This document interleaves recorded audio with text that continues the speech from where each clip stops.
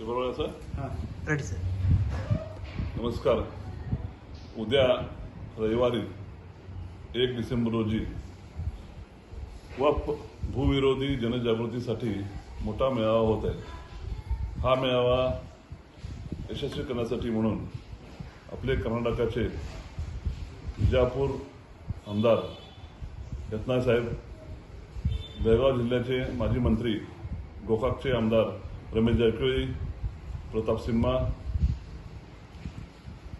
हरीश जे आपले हरिहरचे आमदार आहेत ते, तसेच एन आर संतोष, आणखी बेळगाव जिल्ह्यातील सर्व भारतीय जनता पार्टीचे वरिष्ठ नेते, कार्यकर्ते, पदाधिकारी या मेळाव्यात जास्तीत संख्येने सामील होणार आहेत आणि हा मेळावा व्यवस्थित पार पडावा या दृष्टीने उद्या सरदार अशोक ग्राउंड येथे पार्किंगची व्यवस्था, त्यानंतर राणी चन्नम्मा यांच्या प्रतिमेला मालार्पण, नंतर गणेश मंदिर चन्नम्मा सर्कल येथे पूजा करून पदयात्रेमार्फत आम्ही महात्मा गांधी येथे जाणार आहे, महात्मा गांधी भवन येथे जाणार आहे.